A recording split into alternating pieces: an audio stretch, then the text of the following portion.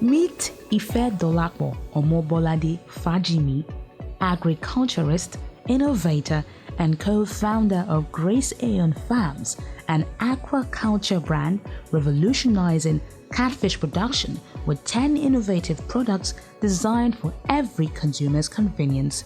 With a rich academic foundation in agricultural economics and over 8 years in retail and commercial banking, Ifedolapo's journey into aquaculture reflects her passion for innovation and impact. Recognized globally as an AWE alumna and a 2020 Eloy Award winner in agriculture, she is a shining example of women leading the way in agribusiness. Through her CSR initiatives, she's trained over 100 students in aquaculture, planting the seeds for future entrepreneurs and skilled professionals. Passionate about networking and teaching, Ifedolapo is inspiring the next generation to see the boundless possibilities in agriculture. Graceaion Farms is more than a business, it's a movement for change.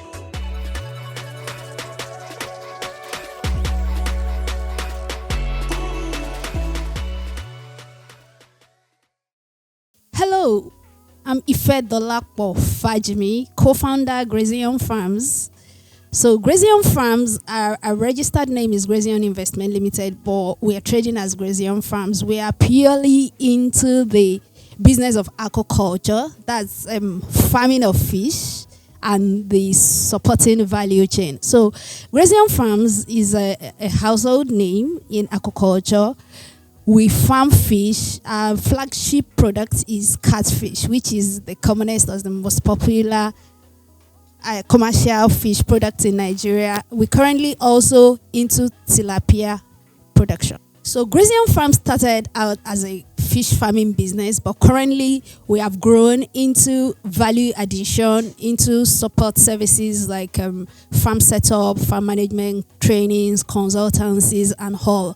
And at the moment, we've been able to create value-added products from our fish. So as it were, we don't only just farm fish, but we have developed products that makes it easy and convenient for you, everyone, to eat fish daily in their meals. Currently, we have 10 catfish-based products. We have about 9 here.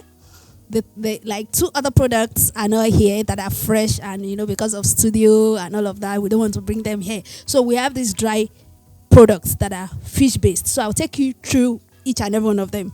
Okay, so when we started processing, we started with this, which is the whole grilled catfish that everybody knows, the folded catfish. After a while, we saw that a lot of people don't want it that way. Either it's too big, it sucks all their soup, and all of the complaints. So we have the sliced or the chunked catfish. And thereafter, we progressed to this. So this is what we called deboned catfish. So it happened that now all these other value-added products had their stories, but I don't know if I should just speak through all of them. So there was a time we had a production issue, and most of the fish were broken. And we didn't want to, as a business, we didn't want to sell broken fish. The way our people value broken products, they want you to reduce the prices and all. So we had to think of what else can we make out of these broken products. And then we arrived at this deboned fish. So there are actually people that want their fish, but they don't want the big head, they don't want the black skin, they just want something tush that they could use, and it's still fish. So we came about this deboned fish. Then afterwards, we saw that there were some other byproducts, and it was more or less like we're losing money. So we came about this, what we call baby fillets. And afterwards, we also saw that we have smaller bits that, people will not want to buy. They'll be like, oh, it's too small. I want something I can see. And then we had to create a market around this. And this is catfish flakes. Now, they're all pure fish products, no bones, just that they have different forms and looks. Then after a while, we were looking at something people could really snack on, something premium, something both men and women. Because a lot of times when you ask men to buy fish, they'll be like, no, that's my wife's duty. I don't cook and all of that. So we were looking at something that could, men could snack on, women could snack on, everyone could just snack on. And then we created our catfish kilishi, which is a version of the beef jerky that Nigerians are aware about. And then but it's made with fish. So that's a catfish kilishi. This, I'm sure almost everybody that has encountered this product will be like, wow, I've never seen something like this before. And when they taste it, the taste is heavenly. Then we needed to create something for children, something that people that want their children to eat catfish. For all the health benefits of catfish, you just want your children to partake of this, but then you don't want them. In fact, a lot of children. So one of my daughters, she doesn't like to eat catfish. If you give her catfish, she will look for who to dash, or she throw it under the chair, or she takes it back to the kitchen. But with things like this catfish powder, like the baby fillet and the flakes, you hide it. So I tell mothers, we have a way for you to hide your fish in your children's meal, so there's no way they can take it out. And then this powder is one of it. It could serve as a spice. It could, you could be creative with it. We make pancakes, your akara, your momoy, and whatever, your soups with it. And it's beautiful. It's 100% fish flesh in powder form. Why Graceaion Farms? Well, I would say I'm an associate founder of Graceaion Farms, and I'll say this. Okay, so though I studied agri-economics, and I'm married to also an agriculturist. My husband studied fisheries management, so he was doing his fisheries thing, and I was doing my banking that I wanted to do. But it was just farming. Fast forward, after I left banking, I thought of, okay, there are a lot of other things we could do apart from just farming, and we could add value and make this beautiful, make it a family business. And that was when I got into Graceaion Farms. So he went from Graceaion Farms to Graceaion Investment Limited, that has the two of us as the co-founders. And then we started looking at, okay, how can we make this product? Because we see that a lot of people don't want to touch catfish. From the fact that they don't like the way it looks, they don't like this, they don't like that, all the flimsy excuses. So we look at, okay, how can we make it more attractive? How can we make it acceptable by a wider percentage of Nigerians, both home and abroad? And that's how we started, growing the business from where it was up till now. As a farming business in Lagos, you know that the major, and for the kind of business it is, a fish farming business that requires water, that requires space. We've had to battle with location. We've had to move at different points from one location to the other. The initial location it wasn't really a very urban space. But after a while, people started moving into that space. And you know that once you start having neighbors, then there will always be a problem. Either you are discharging too much water, or this one or that one. And another challenge is at some particular time when we moved to a space again, we're having issues with flooding, because we had to, at that new space, we had to make do with earthen ponds. There are different ways you can farm your fish. So we made do with earthen ponds, and of course when the heavy raining season, we usually have issues with losing our fish, because you see, you won't be on the farm 24/7. If it rains in the middle of the night and then there's flood, you just get to the farm and you see that all your fish, they've traveled. And of course, because you see, fish will always go with the flow of water, so you may not really be able to tell where the fish has gone to. And then that means you've lost capital, you've lost all your funds, effort, and all. You have to start again. So there have been several starting all over again, but then thank God we are where we are. And then another challenge has always been, marketing. Some days you just be like, so where do I go? Who else have I not spoken with? Who else needs to know? Who else needs to, but then we don't give up as business owners. We keep, trying out new things. We keep trying to see who else can I talk to? Who needs my product? Where is my market? And then you get the work done every day.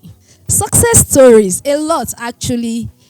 I'm not sure there are too many brands in Nigeria currently that has as much products as we've been able to create from fish. And sincerely, aside this product, we also have two other products. One is the frozen catfish, and the other is what we call catfish on ice. So the frozen catfish is like we're trying to mimic the imported fish, because statistics has it that Nigeria depends on importation of fish up to like 70%. That means all the fish we produce in Nigeria put together is just 30% of the fish volume we consume. And that's alarming. If Nigeria is tagged the number one fish producing nation in West Africa, and we are importing 70%, that leaves, is a whole lot of gap. So we are trying to see why people will insist on eating imported frozen fish and leave our own fresh fish. So, okay, now let's freeze the catfish and let's see if you still want to eat it or you still want to eat your imported fish. And of course, it's been a good success story because a lot of people have embraced the, frozen catfish, and then fish on ice. So during COVID, we had a lot of fish products available because then we were selling every 2 weeks and we had the market women and processors come to buy from us. But COVID, they couldn't come and we had like backlog of like 3 sets of products that were ready. So we had to quickly come up with how do we mop this glut, and then we started the fish on ice. So fish on ice is get your freshly processed catfish at your doorstep, just fresh fish, the guts removed, cleaned, and then you can just cook it straight, and it's also a beautiful one. So for us, I would say our success story is mainly the number of products we've been able to churn out from catfish. All right, I'm seated with Ifedolapo. Oh yeah. Yes, Ifedolapo, the CEO and the founder of Graceaion Farms. Did I get that correctly? You actually did. You pronounced it. Graceaion. Graceaion, yes. Graceaion Farms. Yes. And what they do is they farm catfish and they also process the fish before they sell it. So they don't just farm the fish and sell like that. They process the fish before and package actually also before they sell the fish. Welcome to the show. Thank you. It's good to have you here, though. So elated to be here too. Okay, so tell us again, just briefly. I know you've spoken about your business, but just for the sake of this particular segment, tell us about your farm. Okay, so Graceaion Farms is an aquaculture business, and we're socially responsible. Okay. We are into the value chain of catfish, Okay. tilapia, and other fish types. Okay. So not just catfish. Yes. Tilapia as We well. do tilapia. We have pangasius coming on board. Okay. We have rohu coming on board, and a Okay. lot of other fish types that are culturable. Interesting. So are you trading from Lagos? Yes, we are Lagos based. Okay. I know Lagos State has been trying to invest in aquaculture. So you getting any support from them? Oh, yes, we are. So the government is trying to support aquaculture through the associations. Okay. Now, the government doesn't want to support individuals any longer, because of the setbacks they've had in the past. I see. So through the Catfish Farmers Association of Nigeria, yes, we've been getting Are you support. getting that support? Yes, Okay. a whole lot. Okay, fantastic. I'm happy to hear that because sometimes also when government did well, we don't come back and acknowledge what they've done. So it's a good thing that you are able to independently talk about what they've done and how they've supported your business. Fantastic. I'm happy about that. Now let's talk about talking about cash flow in your business. So how are you doing currently? Are you profitable? Oh, yes, we've been around for a while. So these are 14th year. Wow. So if at the 14th year we are still not profitable, then there is a major problem. Okay, so you're profitable. Yes, So we are. meaning that for every piece of every package of fish you sell, you're able to make profit. So Yes. how big is the profit? So you have the gross margin and your net margin. So in terms of proportion, how big is your net margin? That's a big question now. Looking at the challenge, the current situation. But the truth of the matter is, for us, because we are not just farmers, we are also professionals. Okay.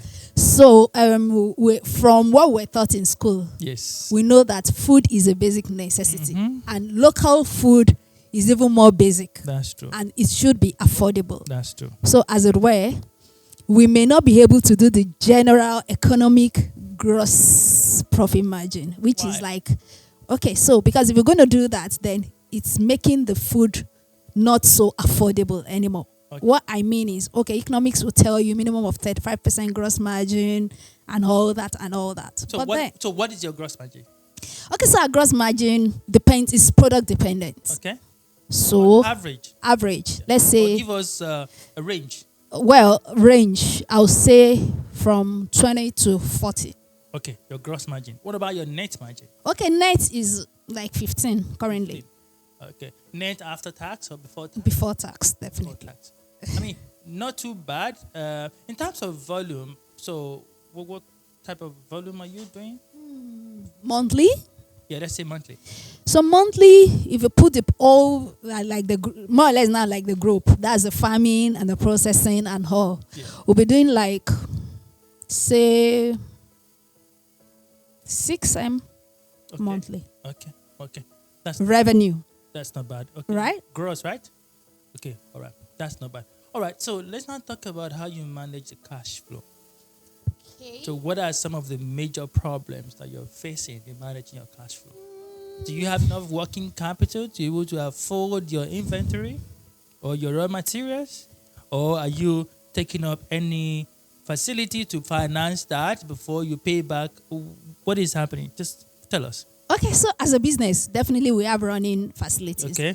But then cash flow wise, you have your working capital. yes, we have running facilities. Some we used for assets and some other ones for working capital. Okay. But you see, as a business, I'm not sure we really have cash flow issues. So I'll say maybe when we started out, it wasn't. What could happen is you run on a small scale because of your cash flow, Yeah. available cash.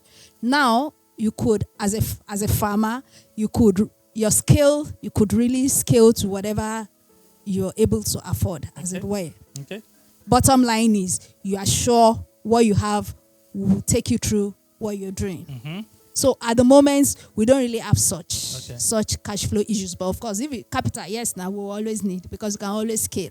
Okay. So you mean that with more working capital, you can increase your Sure, we can output? increase our production volume capacity and all because we are currently not even optimizing our current capacity. Interesting. But then, with the volume of production we are running, we are okay with cash flow. Okay. Do you sell direct to consumer or you sell to be other businesses to sell? So we run B2B and we do B2C as well. Okay. Which one is more profitable? Obviously, B2B. Definitely it will be B2C. Okay. Because you see, B2B, it has to be, you have to factor the reduced, the discounted margin. So they too can sell, even though they're selling a little higher, but then they can also be profitable. Okay.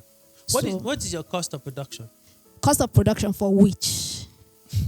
So now, so as a business, Yes. you'll be looking at the farming aspect. So to raise a kg of fresh catfish at the moment, Yes. you'll be needing, depending on what you are doing, but for us, we could do less than 2,000. Okay. We could do Raise like a kg of fresh And catfish. that a kg, if you don't process, how much does If it you go don't for? process, currently a fresh, depending on location, Okay. and also the buyer, let's say between 2,500 and 3,000 currently. So If you are selling at that, I mean farm gate price.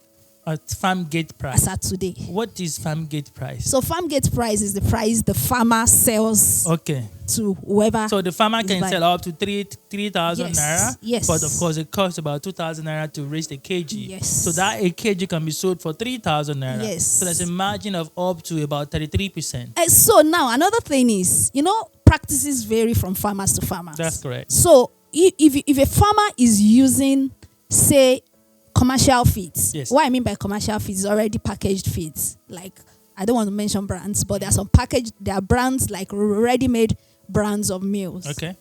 You won't compare that cost with mine that I'm not using packaged feed all through my production. So making your own feed. I have a way I vary my production to manage my costs. So that kind of like reduces the cost of producing 1 kg. Sure. So some farmers could be spending as much as 2,700, 2,500 to raise their fish. Okay. Depending on then if you're running like a recirculatory system where your water has to flow 247 and there cannot be power outage on your farm, your cost of power would definitely be high. Okay. Higher than what I run. Maybe solar kind of. Well, you need capital. And you need the kind of solar capacity that would power the whole farm. Okay. Then for some other persons, they may be. So it depends on your management. You're saying that you've been able to optimize your process in such a way that you reduce your cost. Yes. So have That's why we could have Such a margin. that margin. Okay, so Yes. some other people are actually having Definitely. A lot of people are having lower margins. And that's why you see prices going up, daily. Okay. Because as the cost of the feed, like in a month, you could have like 2 increases. Like feed prices could go up like twice in a month. Yeah. So the farmer who is left to no other choice than to also increase their cost, their farm gate prices. That's correct. I want to ask you something. How many staff capacity? Okay, so we have 9. 9. Do you have any family members working with you in the farm or the business? Working with me, no. But then co-founders, yes, because Ooh. it's a family business. Myself and my husband, we are the co-founders. So aside us, there's no other family member. Are you taking salaries individually? Sure, yes. Not together? No, are we not individuals? I just wanted to make sure that... Everybody earn their salaries. Okay, that's good. That's correct. What else? Your taxes? How are you doing with your taxes? Okay, so as an individual, we remit to the states. What about and the then business? as a business, yes, to the federal tax. So we have a consultant that helps us. Okay. Because we're a farming business. That's true. There are some exceptions for us, but but we have a tax consultant that is helping us. That's fantastic. I think you're doing good. So, are you saying now that with the current state of your business, a cash injection can increase not just your production capacity, but can also increase your margin, your profit margin? Yes. Well, I would say yes, because you see, when you have a lot of cash to play around with, you may be able to stock up on some inputs, exactly, which you could access at lower rates okay, than if you're managing. Exactly. And so I would say yes. Exactly. So your investment ready? Yes. Well, I would say yes, but then it depends on the investor. The investor may probably think otherwise, but I think I am. Okay. All right. Okay, fantastic. I think that's about what I have to talk to you about. Except you have any other question for me, then I'll be happy to answer. Okay, so let me just say this. Okay. Do you think it could be a challenge for an investor if they hear that, aside our books, if they hear that the business is a family business, do you think it will be a challenge for any investor? I don't think it will be a challenge, especially if I asked you a question whether you and your husband are taking salary individual, and you say yes, which is a good thing, because I think where people also get it wrong is not to recognize the fact that these are 2 individuals, not one person, even though they are a couple, but these are 2 individuals spending their time, and of course their productive time, and also their productive energy and their skills also. So they need to be treated as employees of the business. So I don't think it will be a problem if an investor hears that this is a family business.